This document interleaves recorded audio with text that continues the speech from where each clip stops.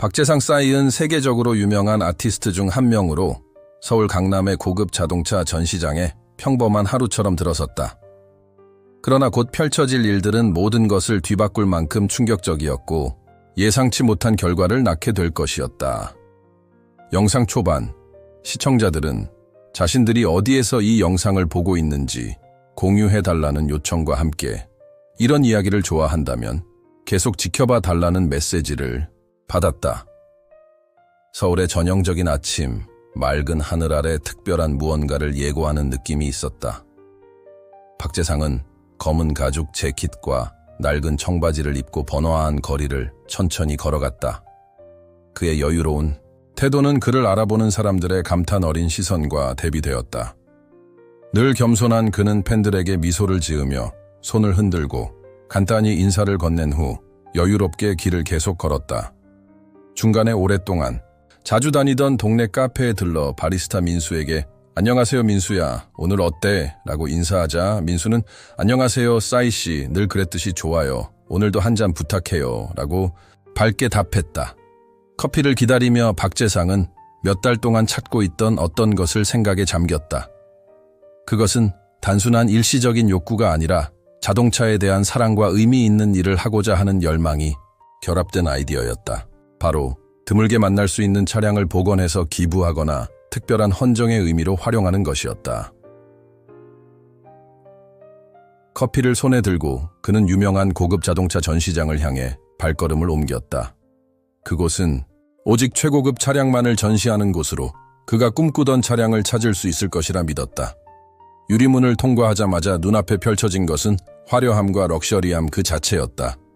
반짝이는 바닥은 전시된 차량들의 완벽한 마감재를 반사했고 부드러운 카펫 위로 걸음 소리가 은은하게 울리며 새 가죽 냄새가 가득한 공기가 전시장을 감쌌다. 깔끔한 정장을 입은 직원들이 세련된 액세서리와 함께 고객을 응대하는 반면 박재상은 그의 소박한 복장 덕분에 거의 눈에 띄지 않았다. 몇몇 호기심 어린 시선과 속삭임이 그의 발걸음을 따라 퍼졌지만 그는 전시장 구석에 전시된 한 대의 차량의 시선을 고정시켰다. 마치 다른 시대에서 온 듯한 드문 모델이었다. 그 차량의 매끄러운 곡선, 흠잡을 데 없는 도색, 그리고 고유의 독점적인 분위기는 그를 단번에 사로잡았다. 결심을 굳힌 박재상은 휴대폰에 몰두하고 있던 영업사원 지훈에게 다가가 정중하게 "실례합니다. 이 모델에 대해 좀 더 설명해 주실 수 있을까요?" 라고 물었다. 지훈은 잠시 눈을 들어봤지만 별다른 흥미 없이 "잠시만 기다리세요. 바로 도와드릴 사람을 부르겠습니다." 라고 대답한 채 돌아섰다. 박재상은 그가 떠나는 모습을 주시하며 침착한 표정을 유지했지만 이마에 살짝 주름이 잡히는 것이 그의 마음 한켠에서 불편함을 감추지 못하고 있었다. 그럼에도 불구하고 그는 차량 옆에 서서 모든 세부사항을 꼼꼼히 살폈다. 동시에 직원들 사이에서 오가는 짧은 대화와 수군거림이 점점 더 불편한 분위기를 자아냈다.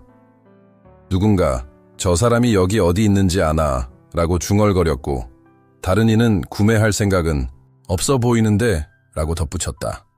박재상은 이런 말들을 들었지만 신경 쓰지 않는 척하며 머리를 쓸어 넘기며 불편함을 감추려 했다.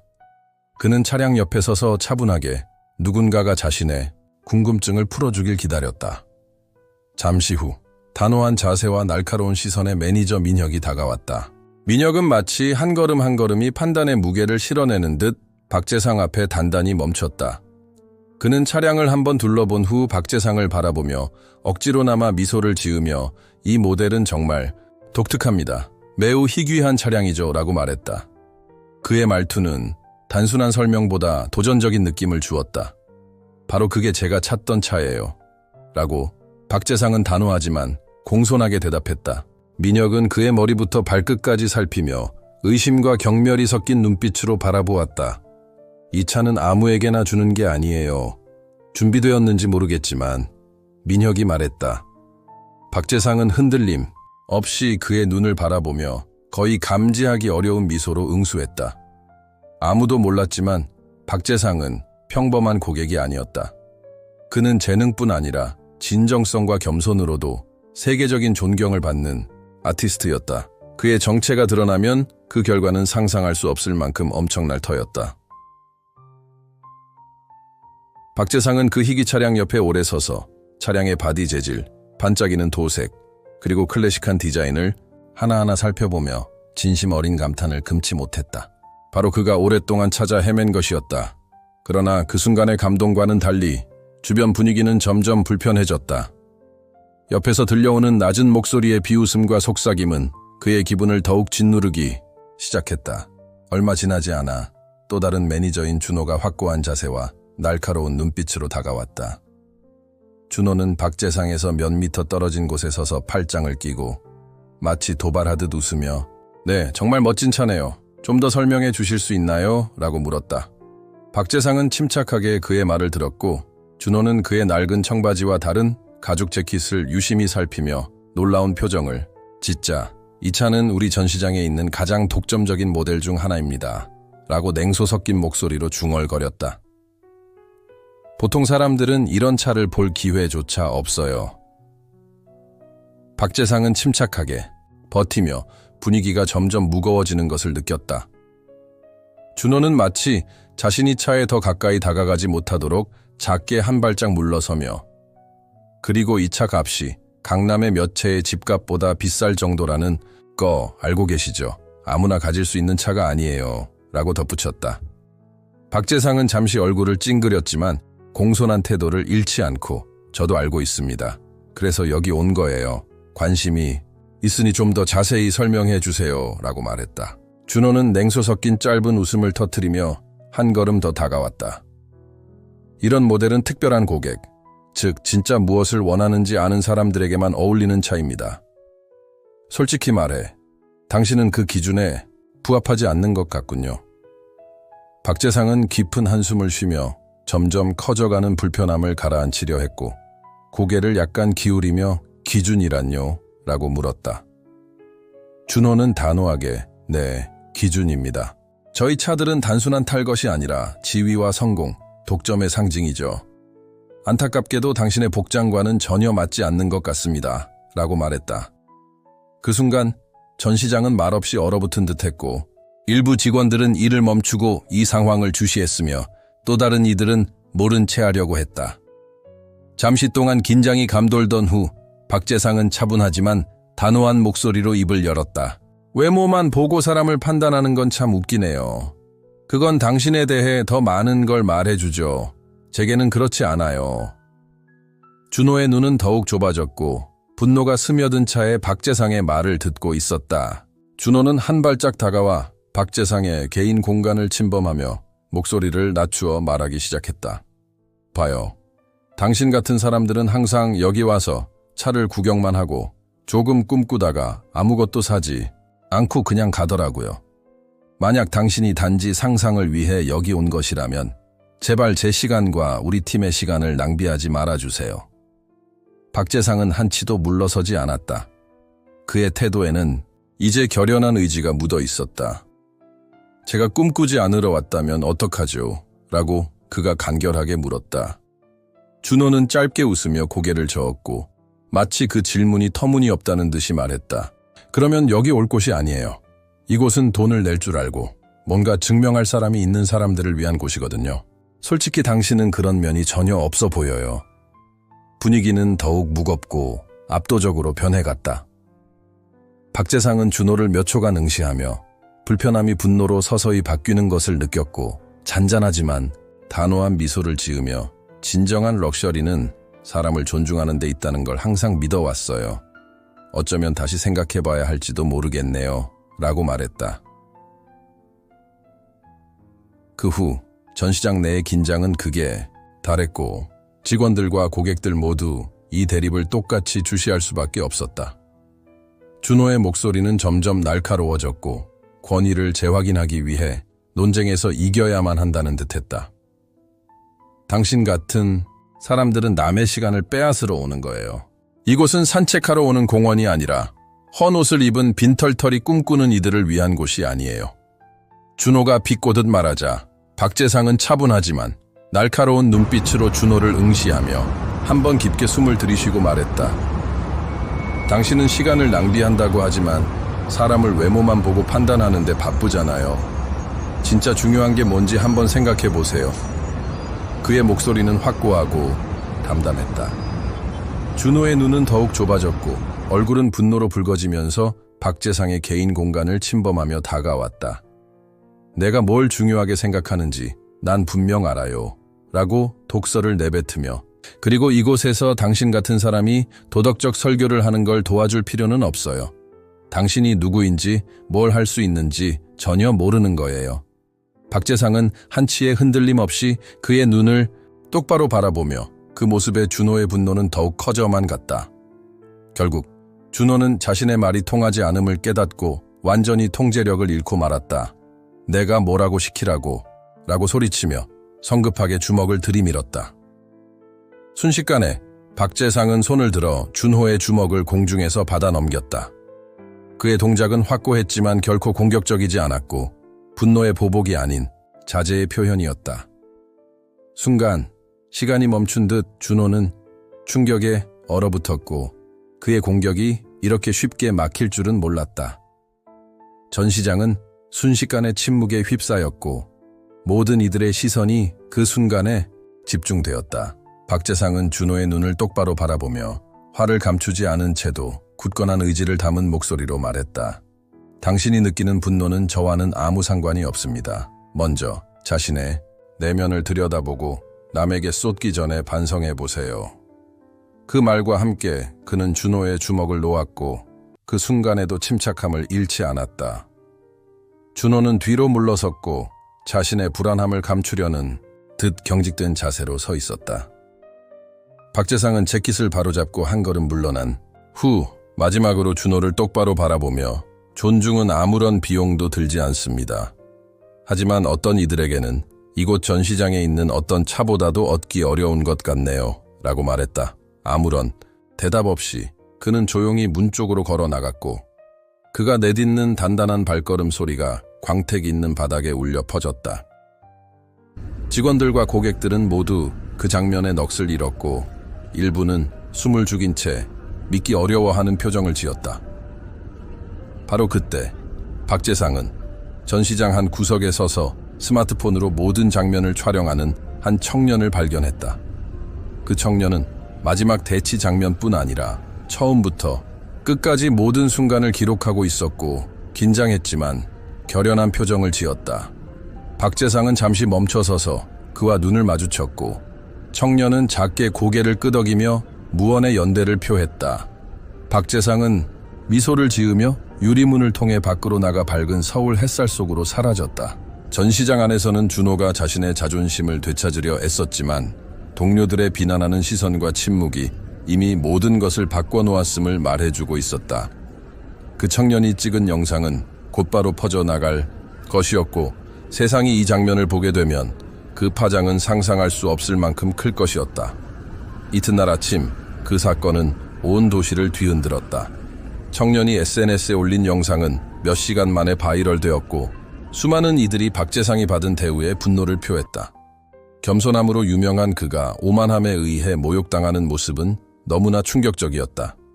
영상은 준호가 박재상을 무시하며 무례한 말을 하는 장면으로 시작되었고 결정적인 순간은 준호가 신체적 공격을 시도했지만 박재상이 놀라울 만큼 차분하게 이를 막아내며 존중은 아무런 비용도 들지 않지만 여기서 그걸 찾기란 쉽지 않네요 라고 말하는 순간이었다.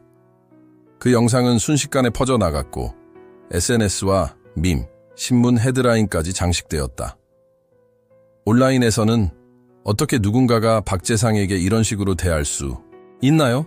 그는 정말 온화한 사람입니다. 라거나 그 매니저는 자신이 우월하다고 생각하는 게 분명해요. 전시장에 이런 일이 일어나다니 정말 부끄럽습니다. 라는 댓글들이 쏟아졌다. 다시 한번 박재상은 그의 특유의 여유로운 품격으로 오만함을 이겨내며 진정한 전설이 되었고 외모만으로 사람을 판단해서는 안 된다는 강렬한 메시지를 전했다.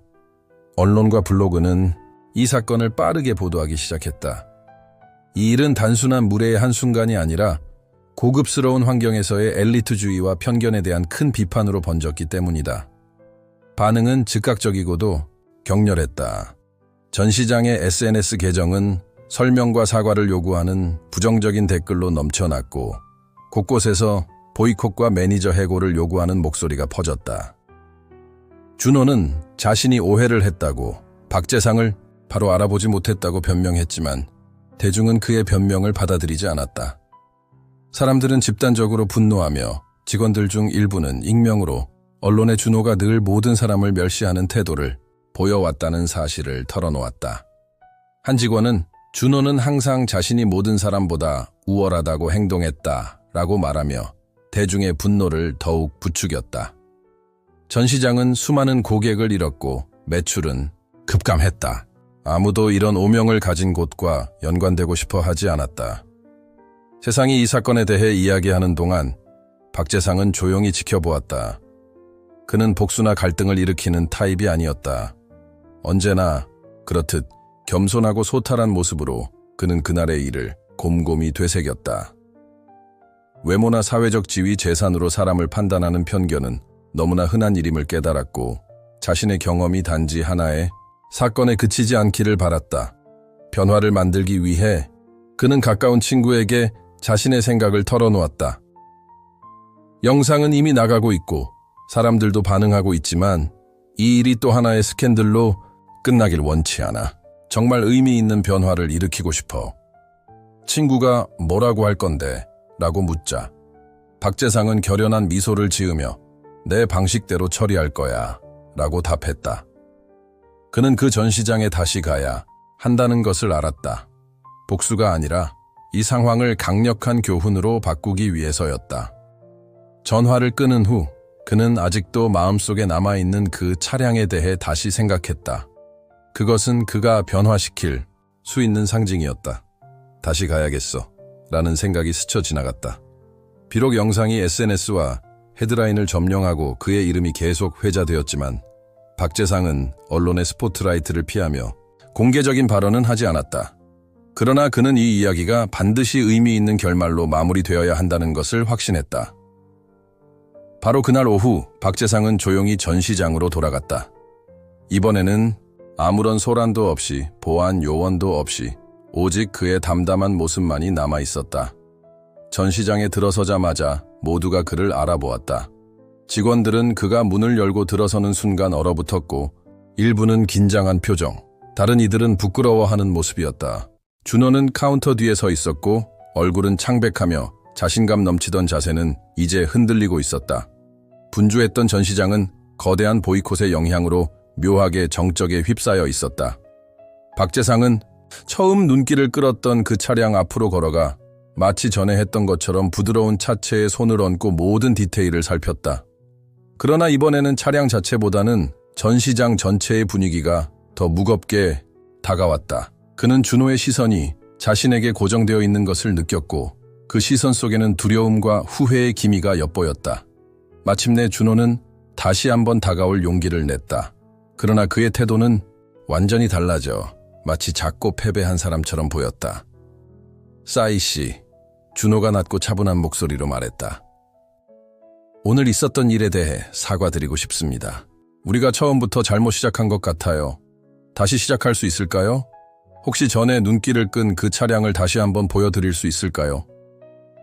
박재상은 잠시 준호를 응시하다가 차분하면서도 날카로운 어조로 대답했다. 당신이 이해하고 있는지 잘 모르겠어요. 문제는 단지 저를 어떻게 대했느냐가 아니라 사람을 어떻게 대하느냐입니다. 준호는 말을 하려 입을 열었지만 아무 말도 나오지 않았다. 박재상은 한 걸음 물러서며 고정된 시선을 유지한 채 말했다. 존중은 협상할 수 있는 것이 아니라 오직 모두가 당연히 받아야 할 기본적인 권리입니다. 당신이 누구인지, 얼마를 버는지, 무슨 일을 하든 상관없이 말이에요. 준호가 대답하려 하자 박재상은 손을 들어 잠시 멈추라고 신호를 보냈다. 저는 의미 있는 것을 찾으러 이곳에 왔습니다. 진정한 의미가 있는 무언가요. 그런데 여기서 발견한 건 단순한 사과 한마디로는 고칠 수 없는 문제입니다. 그래서 이 차량은 여기서 절대 구매하지 않을 겁니다. 그의 말 한마디에 준호는 더욱 움츠러들었고 그 주위의 직원들과 고객들은 무거운 침묵 속에 그의 말을 곱씹고 있었다.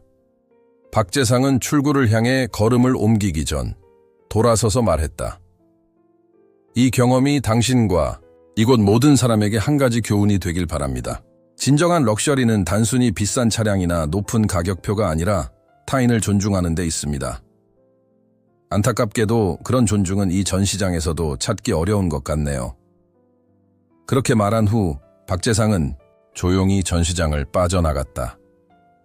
그 후 며칠 동안 그 영상은 계속해서 퍼져나갔고 사람들은 박재상이 무례한 대우를 당한 순간을 어떻게 훌륭한 교훈으로 바꾸었는지에 대해 이야기하기 시작했다. 그는 또 한 번 겸손과 내면의 강인함의 상징이 되었다. 이후 박재상은 과시보다는 진정한 인간적 연결을 중시하는 한 소규모 전시장에서도 차량을 구입하게 되었다. 그곳에 사장인 중년의 남성 재현은 누구에게나 공평하게 대하는 것으로 유명했다. 박재상이 가게에 들어서자 재현은 따뜻한 미소로 "어서 오세요. 무엇을 도와드릴까요?" 라고 물었다. "저는 특별한 무언가 더 큰 의미를 담은 차량을 찾고 있습니다. 아마도 당신이 도와줄 수 있을 것 같아요." 라고 박재상이 대답하자 그들의 대화는 따뜻하고 편견 없이 진행되었다. 결국 박재상은 오랫동안 찾던 그 차량을 찾았고 재현과 그의 직원들과 함께 사진을 찍은 후 SNS에 "진정한 럭셔리는 존중받는 것입니다. 그 사실을 다시 일깨워줘서 고맙습니다. 라는 간결하지만 강렬한 메시지와 함께 사진을 올렸다. 이 게시물은 순식간에 바이럴되었고 새로운 전시장이 고객 서비스의 본보기로 주목받게 만들었다. 사람들은 진정한 존엄성이 우선인 공간을 찾기 위해 그곳을 찾았다. 박재상의 이 행동은 전 세계적으로 큰 반향을 일으켰다. 수많은 사람들이 편견과 차별, 그리고 역경을 극복한 자신의 이야기를 공유하기 시작했고 존중과 포용을 촉구하는 캠페인들이 쏟아져 나왔다. 존중은 럭셔리다와 박재상에게서 배워라 같은 해시태그가 SNS를 휩쓸었으며 유명인사, 사회, 운동가, 여러 브랜드들이 이 운동에 동참했다. 심지어 고급 자동차 제조사들까지도 포용적인 메시지를 내세우기 시작하며 과거 전시장에서 발생한 위기와 같은 평판 문제를 피하려고 애썼다. 한편 모든 일이 시작된 전시장은 계속해서 후폭풍에 시달렸다. 준호는 수많은 비난과 고객 이탈로 결국 해고되었다. 비록 회사는 구조 조정을 시도했지만 이미 그 평판은 크게 손상되어 있었다. 이 사건은 비즈니스 세계에 있어 존중의 중요성을 상기시키는 경고로 남게 되었다. 이 일이 개인적인 감정으로 번지길 원한 건 아니었어요. 라고 박재상은 평소처럼 겸손하게 말했다. 제 정체성이나 업적에 관한 문제가 아니라 우리 모두가 서로를 대하는 방식에 관한 문제입니다. 존중은 누군가의 신분이나 수입, 직업에 따라 좌우되는 게 아니라 모두가 당연히 누려야 할 기본 권리입니다. 경험에서 배운 것을 묻자 박재상은 살짝 미소 지으며 힘든 순간도 변화를 이끌 기회가 될 수 있다는 것을 배웠습니다.